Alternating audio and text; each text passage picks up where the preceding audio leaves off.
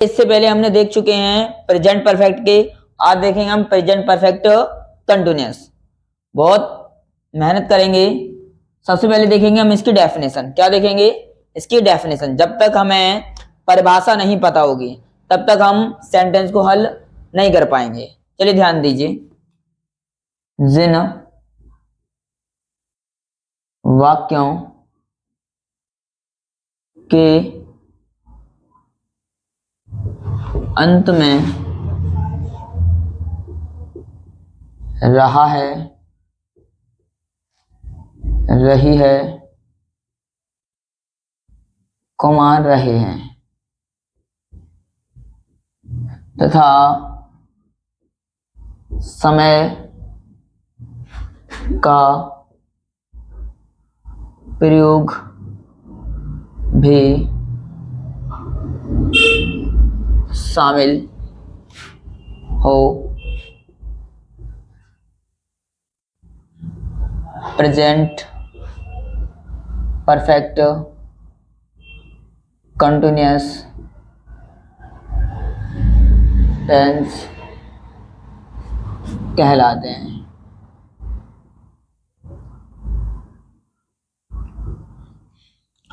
अब देखिए समझेंगे बात को कि देखो लास्ट में क्या है, रहा, रही, रहे हैं। जिन वाक्यों के अंत में रहा है, रही है, रहे हैं तथा समय का प्रयोग भी शामिल हो।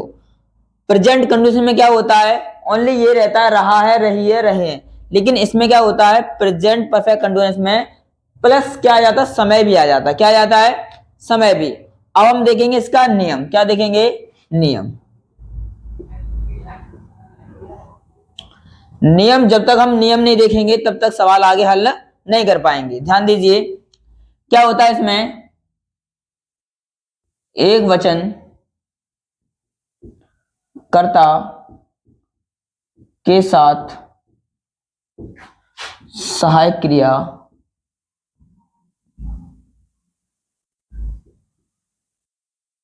हैज बीन तथा बहुवचन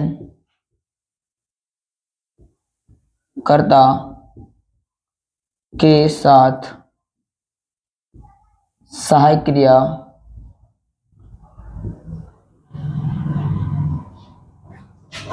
हैव बीन का प्रयोग करते हैं।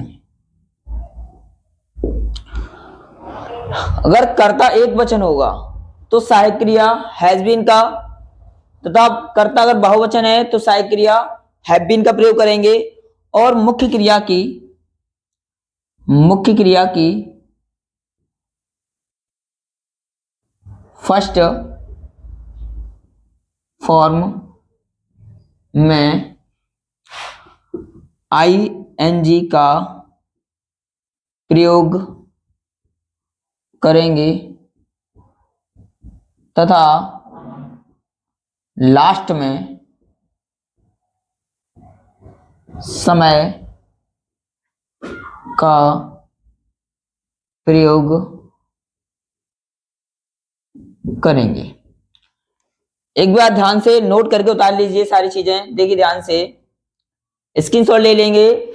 सबसे पहला काम क्या है मेरा, मुझे डेफिनेशन पता होना चाहिए। जिन वाक्यों के अंत में रहा है, रही है, रहे हैं तथा समय का प्रयोग भी क्या हो? शामिल हो, हम उन वाक्यों को क्या बोलते हैं? प्रेजेंट परफेक्ट कंटीन्यूअस टेंस कहते हैं। नियम, एक वचन कर्ता के साथ सहायक क्रिया हैज बीन तथा बहुवचन कर्ता के साथ सहायक क्रिया हैव बीन का प्रयोग तथा मुख्य क्रिया फर्स्ट फॉर्म में आईएनजी और लास्ट में समय का प्रयोग करते हैं। अब हम देखेंगे इस पर आधारित कुछ क्वेश्चन। ध्यान से देखेंगे।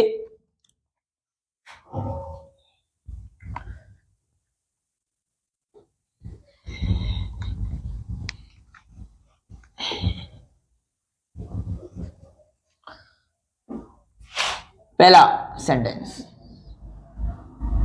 राम 2 घंटे से पुस्तक पढ़ रहा है। नंबर 2, वे सुबह से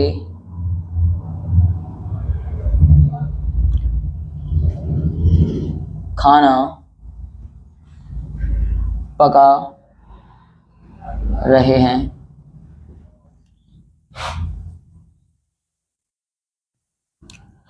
तुम 5 बजे से खेल रहे हो। देखिए ध्यान से देखेंगे, ये मैंने 3 सेंटेंस आपके सामने उठाए हैं। पहला सेंटेंस है राम 2 घंटे से पुस्तक पढ़ रहा है। दूसरा है वे सुबह से खाना पका रहे हैं। तुम 5 बजे से खेल रहे हो। तीनों मोस्ट इंपोर्टेंट हैं। यहां आपको पता पड़ेगा कहां फॉर का प्रयोग करते हैं हम और कहां सिंस का, क्योंकि काफी बार आपने देखा होगा अनिश्चित समय के लिए फॉर का प्रयोग करते हैं और निश्चित समय के लिए सिंस का। बच्चे को यह दिक्कत आती है कि निश्चित समय क्या होता है और अनिश्चित समय क्या होगा। आज बड़े तरीके समझाऊंगा कि निश्चित क्या होता है और अनिश्चित क्या होता है। चलिए पहले इन सेंटेंस को देखें ध्यान से। सबसे पहले क्या आएगा मेरा कर्ता राम। कर्ता के बाद क्या आता है सहायक क्रिया। सहायक क्रिया जस्ट मैंने लिखाया है, एक वचन के साथ क्या आता है हैज बीन। क्या आता है हैज बीन। कर्ता हो गया, सहायक क्रिया हो गई, इसके बाद क्या मुख्य क्रिया। मुख्य क्रिया क्या होती है पढ़ना, रहना, सोना, उठना, बैठना, ये सारी मेरी क्या होती हैं मुख्य क्रियाएं होती हैं। तो क्या हो जाएगा रीडिंग द बुक। अब ये बताइए 2 घंटे से, कितने घंटे से 2 घंटे से पढ़ रहा है। ये बताइए एक दिन में कितने घंटे होते हैं 24। क्या आप मुझे बता सकते हैं कि वो कौन से 2 घंटे से पढ़ रहा है। तो ये अनिश्चित है। क्या ये यहां पे देखेंगे निश्चित के लिए हम किसका प्रयोग करते हैं सिंस का, और अनिश्चित के लिए करते हैं हम फॉर का। दोनों को एक बार समझेंगे ध्यान से। निश्चित क्या होता है अनिश्चित क्या होता है। देखिए ध्यान से देखेंगे, निश्चित जैसे मैं बात करूं एक दिन में कोई चीज हमें पता पड़ जाए कि कितनी है। जैसे कि मैं कहूं सुबह, तो एक दिन में कितनी सुबह आती हैं मात्र 1 सुबह आती है, तो यह निश्चित है। मैं बात करूं एक दिन में 5 कितनी बार बजता है। एक दिन में ध्यान रखना 24 घंटे होते हैं, एक दिन में 5 सिर्फ कितनी बार बजेंगे 1। आप ऐसा नहीं करोगे कि सर दिन के भी 5 बजते हैं रात के, वो नहीं, 24 घंटे के टाइम से चलेंगे हम, तो वहां होता है निश्चित। लेकिन उसने ये कह दिया 2 घंटे से, तो एक दिन में कितने घंटे होते हैं भाई बताइए 24 घंटे होते हैं। तो हमें पता नहीं कि कौन से 2 घंटे से। ऐसे मैं बात करूं मैं 3 दिन से पढ़ रहा हूं, अब दिन दिन मिलकर क्या बनता है महीना बनता है, और हमें पता पड़ जाएगा कि हम कौन से 3 दिन से पढ़ रहे हैं, तो ये भी क्या होगा अनिश्चित होगा। तो हमें पता पड़ जाए कि सोमवार से मंगलवार से, तो ये निश्चित होता है कि सोमवार मंगल क्या होते हैं इनसे मिलकर बनता है मेरा सप्ताह, और एक सप्ताह में ओनली एक सोमवार आता है, एक मंगलवार आता है। चलिए ध्यान दीजिए, वे सुबह से खाना पका रहे हैं। They have been. एक बार इसको कंप्लीट कर लीजिए पहले, रीडिंग द बुक। अब इसमें मुझे लगाना क्या है, सिंस लगाना या फॉर लगाना, ध्यान देंगे। तो मैंने लगाया यहां पे फॉर। क्या लगाया फॉर, क्योंकि पता नहीं कितने घंटे, फॉर 2 आवर्स। अब इसमें देखेंगे ध्यान से, पहले इसको यहां तक कंप्लीट कर लें, उसके बाद ध्यान से देखेंगे तीनों चीजों में। दे हैव बीन क्या कर रहे हैं खाना पका रहे हैं, कुकिंग द फूड।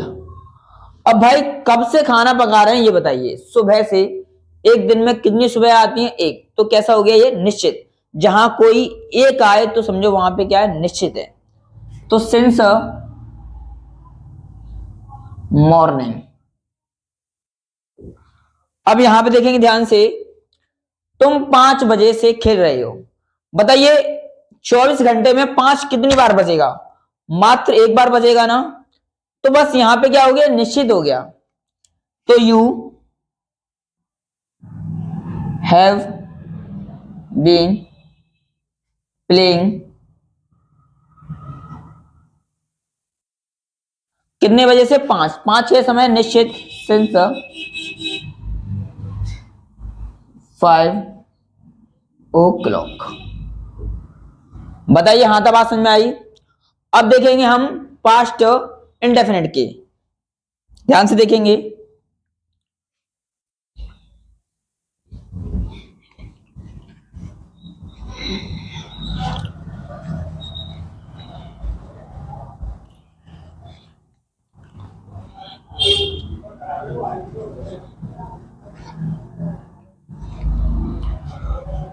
चलिए आप आज हम देखेंगे फिर पास्ट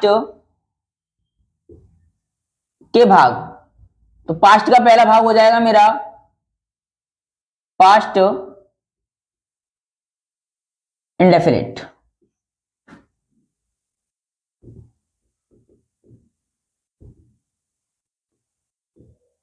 सबसे पहले हमें इसकी डेफिनेशन आनी चाहिए। वाक्य साधारण होता है तब क्या होता है, वाक्य नेगेटिव होता है तब क्या होता है। इसमें 2-3 चीजें देखेंगे ध्यान से। सबसे पहले देखेंगे हम इसकी डेफिनेशन। जिन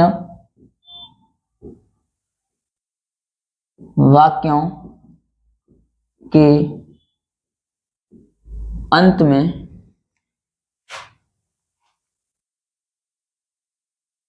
ता था, कॉमा ती थी, कॉमा ते थे, कॉमा लिया, कॉमा दिया, कॉमा किया,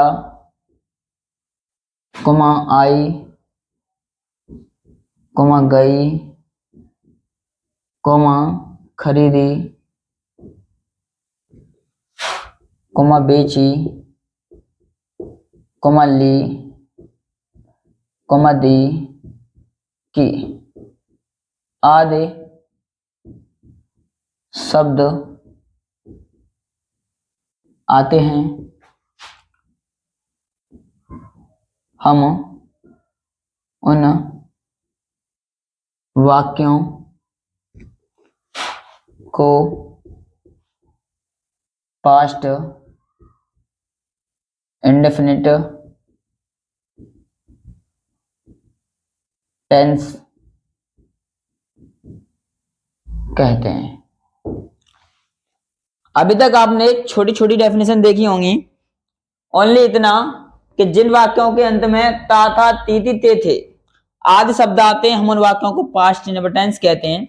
लेकिन कभी कभार ऐसा है, मैंने खाना खा लिया, अब यहां तो कुछ समझ में नहीं आ रहा है, तो ये भी सारी चीजें किस में आती हैं, पास्ट इंडेफिनिट में आती हैं। किसमें, पास्ट इंडेफिनिट में। लिया, दिया, किया, आई, गई, खरीदी, बेची, ली, दी, की आदि शब्द हम सभी ऐसे वाक्यों को पास्ट इंडेफिनिट टेंस कहते हैं।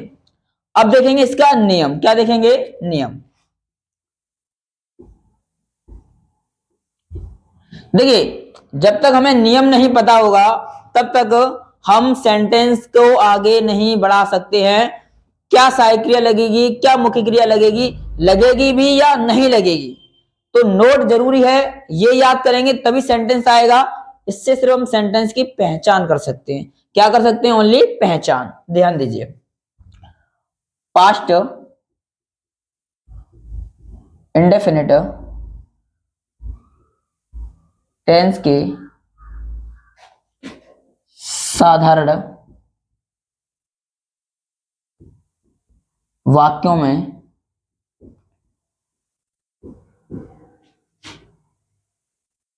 सहायक क्रिया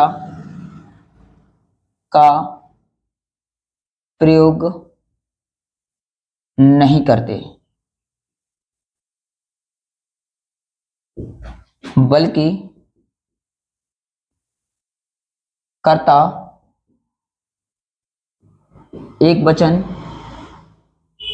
या बहुवचन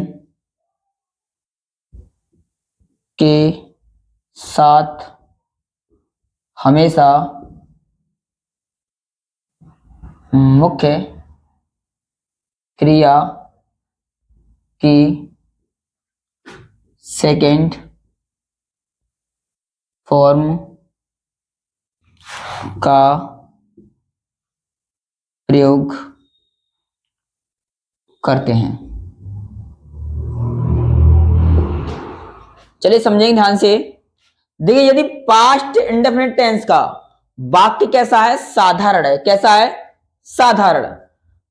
तो ऐसे वाक्यों में हम सारे वाक्यों में सहायक क्रिया का प्रयोग नहीं करते हैं, बल्कि कर्ता एक वचन या बहुवचन के साथ हमेशा मुख्य क्रिया की सेकेंड फॉर्म का प्रयोग करेंगे। चलिए इस पर आधारित हम कुछ क्वेश्चन देख लेते हैं, उसके बाद बढ़ेंगे आगे।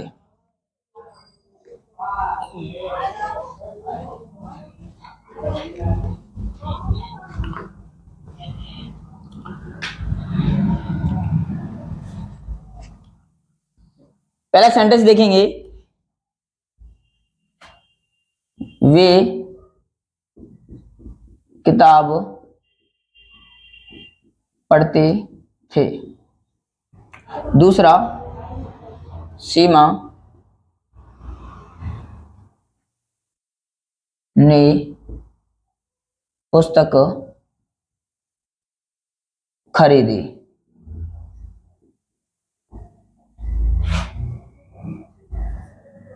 मोहन बाजार जाता था।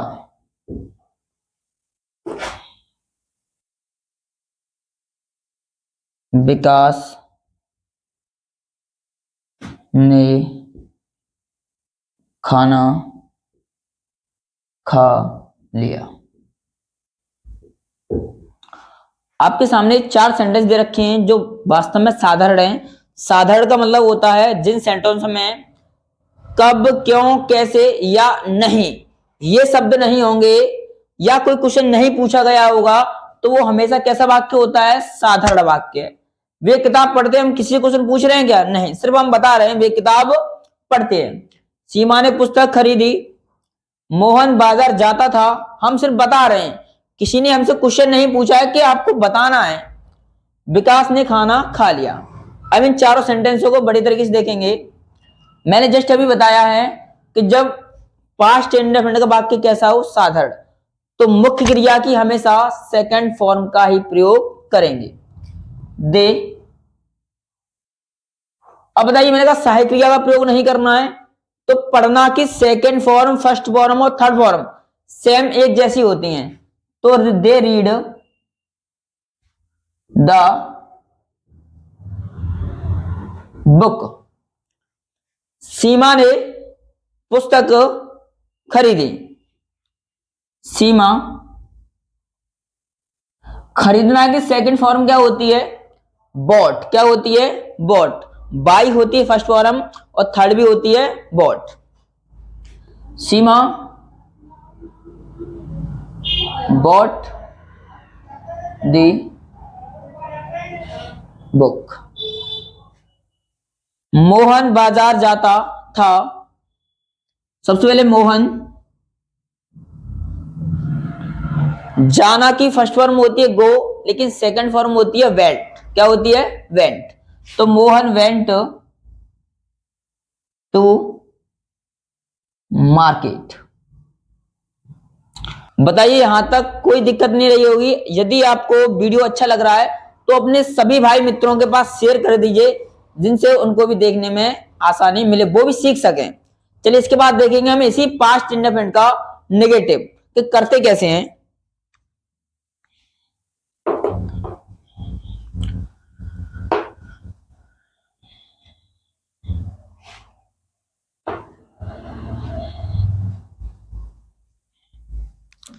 समझेंगे बात को ध्यान से। डेफिनेशन वही रहेगा, ता था ती थे, लेकिन बस नोट याद रखेंगे।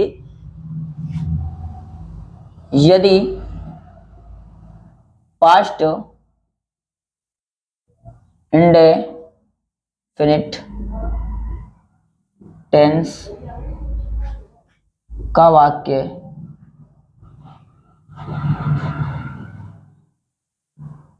नेगेटिव हो, नेगेटिव का मतलब होता है नहीं वाला, नहीं वाला। नेगेटिव हो तो एक वचन या बहुवचन कर्ता के साथ सहायक क्रिया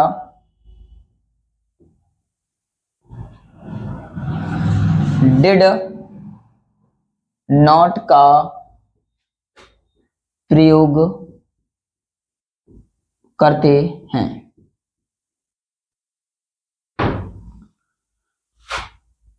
डिड के बाद हमेशा मुख्य क्रिया की फर्स्ट फॉर्म का प्रयोग करते हैं। देखिए, अगर ये आपने नियम याद कर लिया तो समझ लो आपने नेगेटिव वाला भी सेंटेंस हल कर लिया। देखिए, समझेंगे बात को ध्यान से। यदि पास्ट इंडेफिनिट टेंस का वाक्य कैसा हो, नेगेटिव, नेगेटिव का मतलब होता है नहीं वाला, मतलब जिस सेंटेंस में क्या लगा हो, नहीं लगा हो, तो एक वचन या बहुवचन कर्ता के साथ सहायक क्रिया डिड नॉट का प्रयोग करते हैं। ध्यान रखना, डिड के बाद हमेशा मुख्य क्रिया की फर्स्ट फॉर्म का प्रयोग करते हैं। चलिए इस पर आधारित कुछ क्वेश्चन देखेंगे ध्यान से।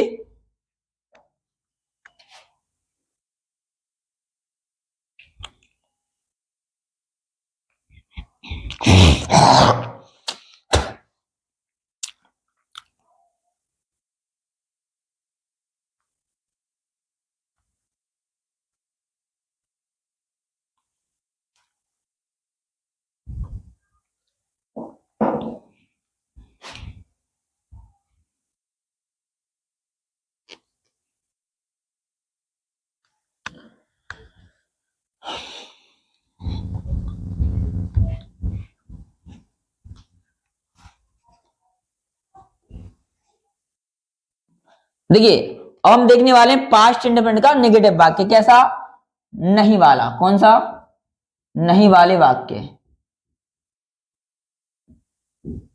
ध्यान से देखेंगे, पहला देखेंगे ध्यान से। राम दिल्ली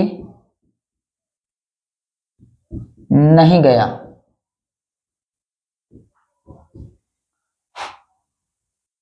सीता बाजार नहीं जाती थी। वे घर नहीं गए। दिल्ली नहीं गया। तो राम, मैंने बताया वाक्य नेगेटिव हो, क्या हो, नेगेटिव, तो सहायक क्रिया क्या लेंगे, डिड नॉट। क्या लेंगे, डिड नॉट।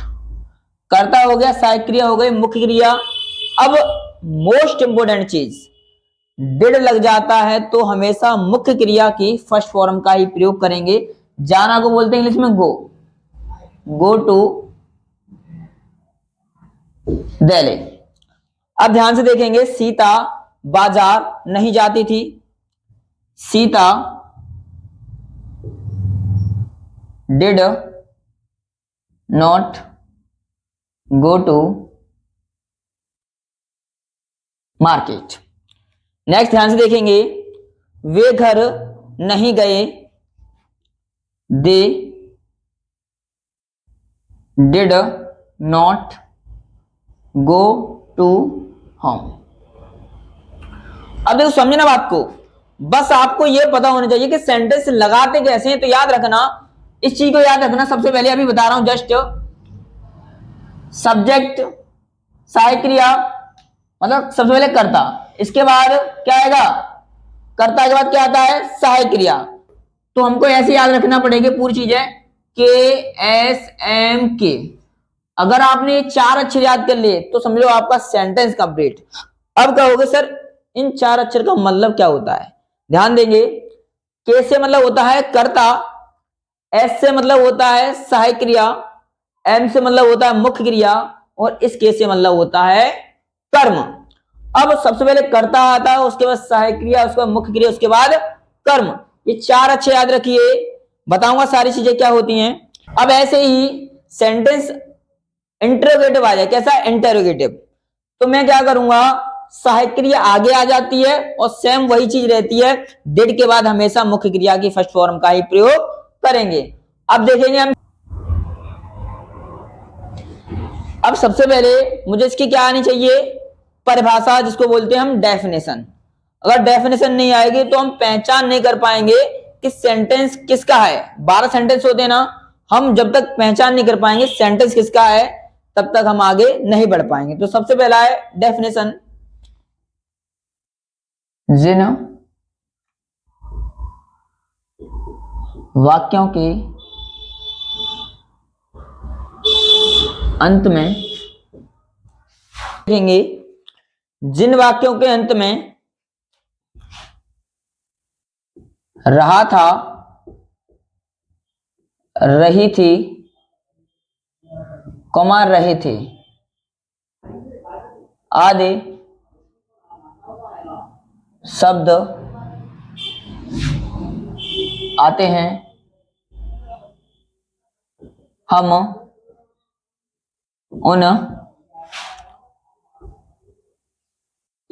हम उन वाक्यों को past continuous tense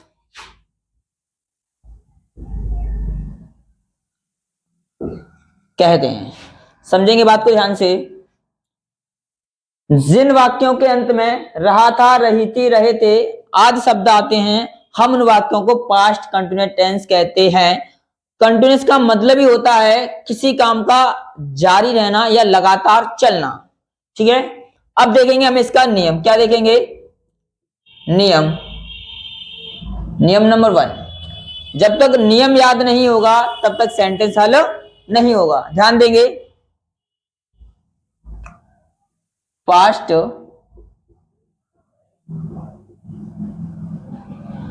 continuous tense के साधारण वाक्यों में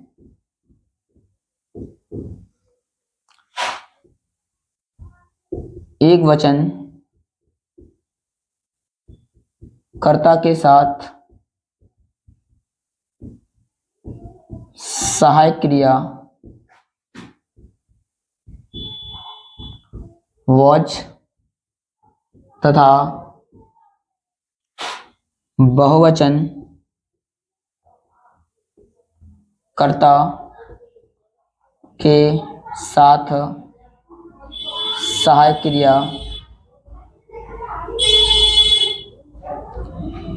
वर का प्रयोग करते हैं तथा मुख्य क्रिया की फर्स्ट फॉर्म में आईएनजी का प्रयोग करते हैं। देखिए ध्यान से देखेंगे, अब यह हमें बताता है टेंस की पहचान करना, ये बताता है टेंस को किया कैसे जाए, उसमें सहायक क्रिया क्या लगेगी, मुख्य क्रिया क्या लगेगी, उसके साथ जुड़ेगा क्या। ध्यान देंगे, पास्ट कंटिन्यूअस टेंस के साधारण वाक्यों में एक वचन कर्ता के साथ सहायक क्रिया वॉज तथा बहुवचन कर्ता के साथ सहायक क्रिया वर का प्रयोग करते हैं तथा मुख्य क्रिया की फर्स्ट फॉर्म में आईएनजी का प्रयोग करते हैं। अब इनके ऊपर हम कुछ प्रश्न देखेंगे जो बहुत ही अच्छे हैं। एक बार स्क्रीनशॉट ले लीजिए बड़े तरीके से।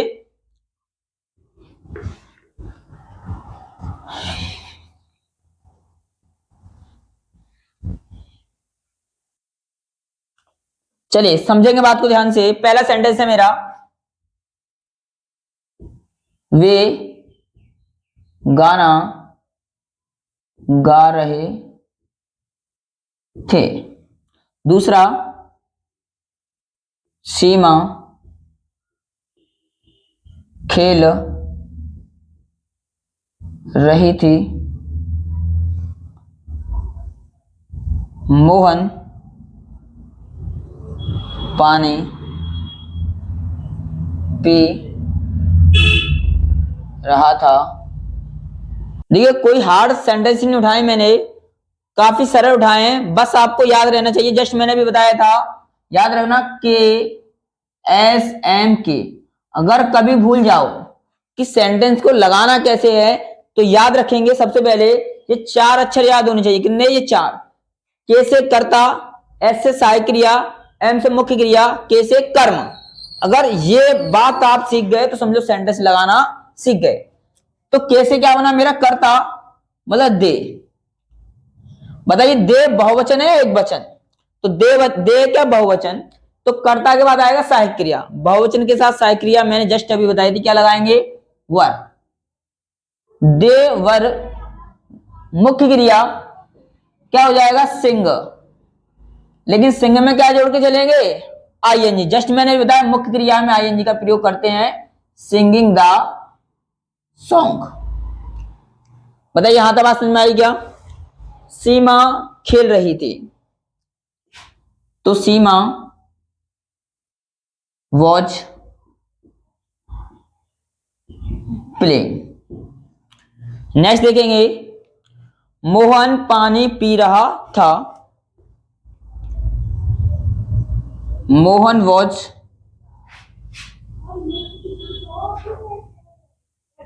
Drinking the water. चारों सेंटेंस समझ में आए ना? कोई हार्ड नहीं है, बस याद रखना कर्ता, सहायक क्रिया, मुख्य क्रिया, कर्म। अगर ये याद रहेंगे तो सेंटेंस कभी भी गलत नहीं होगा, गारंटी मेरी। अब देखेंगे हम नेगेटिव। नेगेटिव होगा तो क्या करेंगे? इंटरोगेटिव होगा तो क्या करेंगे? एक ही सेंटेंस के हम चारों वाक्य उठा ले रहे हैं, बाकी बढ़ेंगे इसके बाद आगे।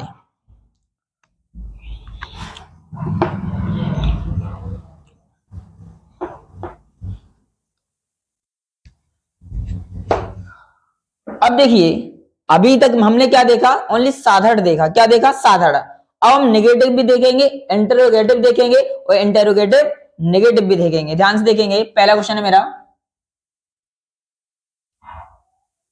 श्याम नहीं पढ़ रहा था।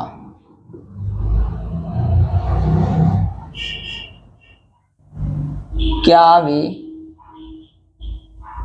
पानी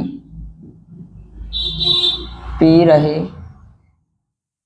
थे? क्या तुम नहीं, क्या तुम खाना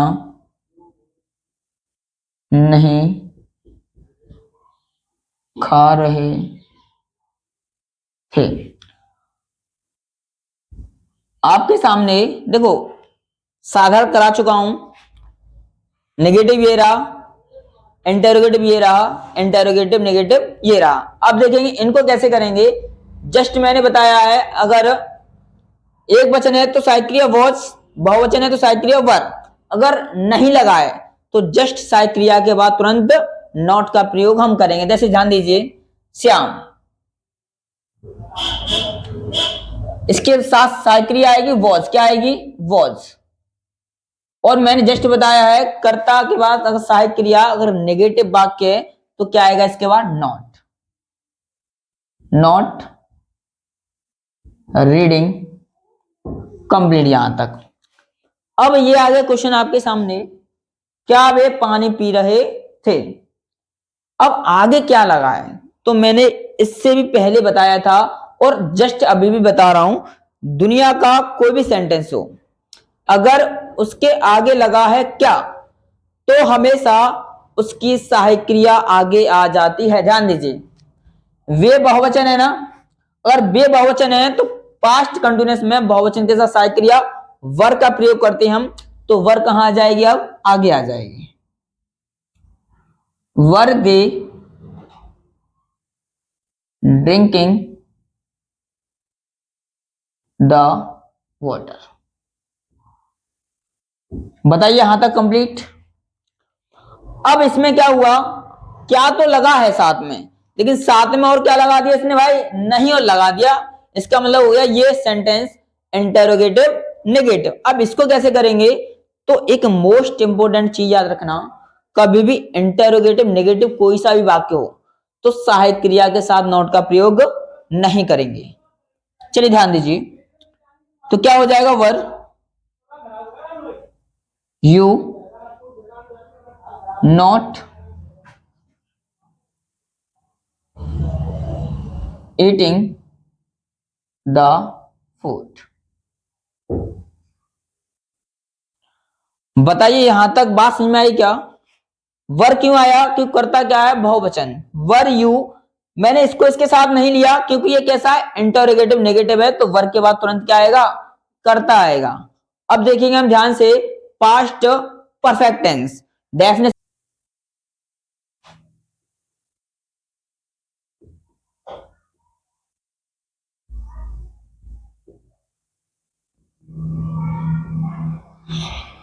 चलिए ध्यान दीजिए, हम देखने वाले हैं पास्ट परफेक्ट टेंस। सबसे पहले हम इसकी डेफिनेशन देखेंगे, उसके बाद करेंगे इन सेंटेंसों को। चलिए ध्यान से देखेंगे, जिन वाक्यों के अंत में चुका था, चुकी थी, कॉमा चुके थे आदि शब्द आते हैं, हम उन वाक्यों को पास्ट परफेक्ट टेंस कहते हैं। देखिए काफी बार आपने ये डेफिनेशन देखी होगी, ऐसा नहीं कि आज ही देख रहे हो, इससे पहले भी देखी होगी, लेकिन समझ में नहीं आता है कि करें तो करें कैसे। आज बहुत बड़े तरीके से बताऊंगा और समझेंगे बात को ध्यान से। जिन वाक्यों के अंत में चुका था, चुकी थी, चुके थे आदि शब्द आते, हम उन वाक्यों को पास्ट परफेक्ट टेंस कहते हैं।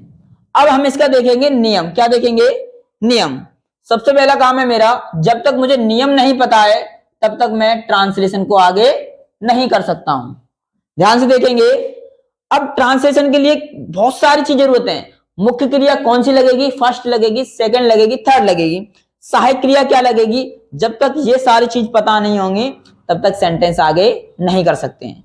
काफी बार मैंने देखा है बच्चों को ये लगता है कि सर हम जिंदगी में सेंटेंस सीख ही नहीं सकते, लेकिन गारंटी है मेरी, एक बार पढ़ने आइए, ऑनलाइन लीजिए या फिर ऑफलाइन, गारंटी है ट्रांसलेशन सिखा के भेजेंगे। चलिए ध्यान से देखेंगे, पास्ट परफेक्ट टेंस के साधारण वाक्यों में एक वचन या बहुवचन कर्ता के साथ सहायक क्रिया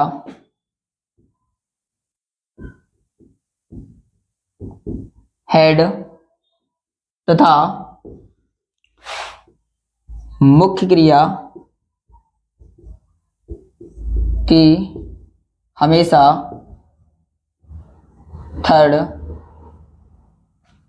फॉर्म का प्रयोग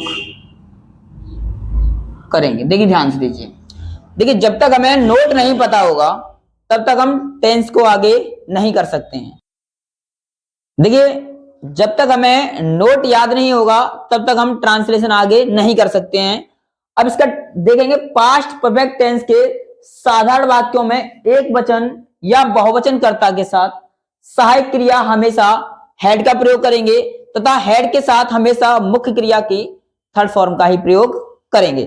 चलिए इसके ऊपर हम कुछ सेंटेंस देखेंगे ध्यान से।